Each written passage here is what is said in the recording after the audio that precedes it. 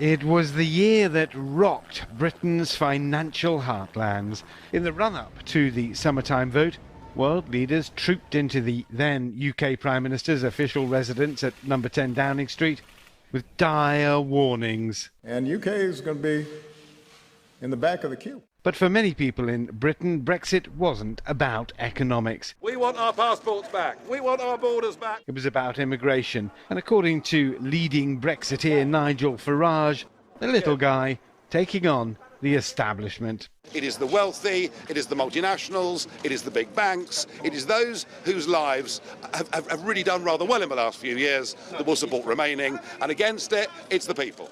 On referendum day, it proved to be a message that hit home, and Britain voted to leave the world's wealthiest trading bloc by a margin of 4%. Reaction to the vote was swift.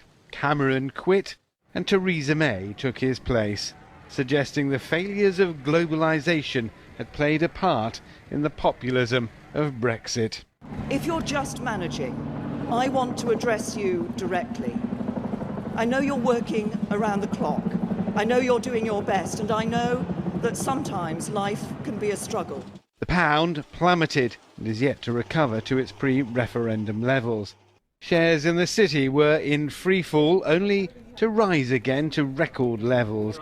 Market volatility, Bank of England Governor Mark Carney's watchword. While coming down the track, inflation. Inflation is going up. Rising inflation, according to Carney, a non-issue for just over half British business. Indeed, retail sales post-Brexit surged in early autumn to their highest level in 14 years. The low pound gave shopping tourism a huge boost, and exports from Britain's important manufacturing sector also showed signs of benefiting from a fall in the value of sterling, according to a December survey by the WEF Manufacturers Organisation.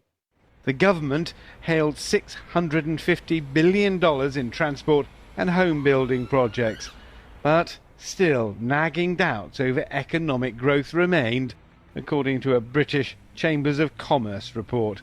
Many companies, like this Spanish food importer, hurting as their costs rise. And that needs to be found. So the best way to start that process is to increase prices. It's the same for wine importers, and for restaurants, there's the worry of getting workers once Britain is out of the EU. Those fears shared on the land where tens of thousands of East Europeans are employed, and manufacturing will ultimately need to buy raw materials from overseas at higher prices. Here at the Bank of England, they're saying it'll be another 2 years before there's enough hard evidence to talk of the benefits of Brexit or otherwise.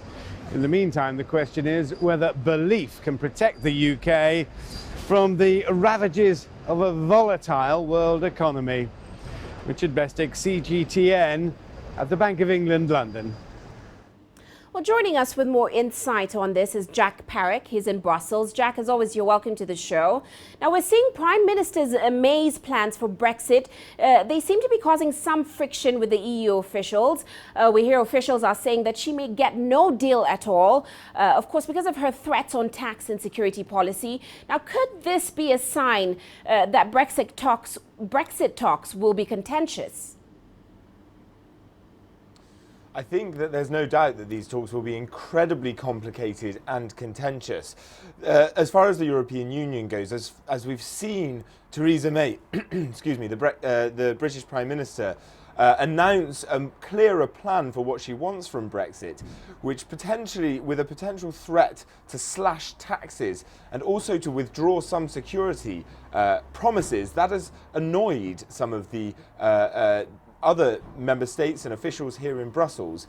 And essentially now there is a suggestion from some of them that essentially no deal will be done after Theresa May comes to Brussels. We expect middle of March, at least by the end, she says, to start the official 2-year process of Brexit. The negotiations will last 2 years, but the UK will need a deal at the end of those 2 years. And these comments that she's made and their response to them from some EU officials are starting to show that that might become less likely, that no deal might eventually be done, as the Prime Minister Theresa May has promised there will be done. And Jack, can you give us some insight into some of the biggest issues that are the biggest hurdles to talks between the EU and, of course, Britain right now? Well, at the moment, the Brexit bill needs to get passed through the House of Lords in the UK, the upper house. But also when it comes to the discussions, there will be a huge voice coming from Scotland, the Scottish National Party. Obviously, Scotland voted to remain within the European Union. They're not keen to leave and they're not happy with what Theresa May is doing at the moment and her Brexit plans. There'll also be major concerns about what will happen with the border between Northern Ireland and the Republic of Ireland, the Republic being an EU member state.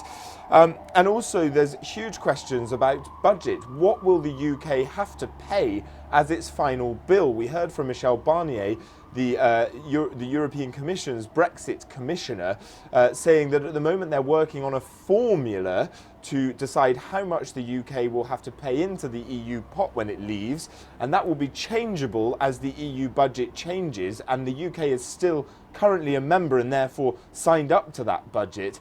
There were suggestions it could be up to $50 billion, if not more, and now this formula that they're putting together might put it over that figure. But we'll have to wait and see. All that is going to be negotiated and worked out in the coming months and years. Now, Jack, looking at another issue coming up, we saw former UK Prime Minister Nick Clegg saying that he did not think that a deal will be hashed out in the timetable of the UK government. The one they initially set up was about 2 years. What are your thoughts on what he said? Well, indeed, those thoughts have been echoed here in Brussels. You'll remember the UK's ambassador to the European Union, Sir Ivan Rogers, resigned in a bit of a surprise move only a few months ago, saying that he felt that the discussions will take at least 10 years. It was a move that he said, you know, he resigned in order to make that point, essentially. And there is a lot of feeling here in Brussels that a 2-year period to negotiate what will be very significant and complex trade deals, that simply isn't going to be able to be done in the 2-year period that's actually set out for the UK to negotiate its exit from the European Union, not to negotiate a trade deal. There's going to be a lot of work, a lot of legwork, a lot of discussions, a lot of meetings that are likely to go on for a long time after Theresa May comes to Brussels, as I said, in March, as we expect, to start the formal process. And only then really will the Brussels politicians start speaking on record clearly about what the European Union and what the remaining member states are going to want out of this Brexit deal. Well, many thanks, Jack, for those insights. Of course, Jack Parrick joining us there in Brussels.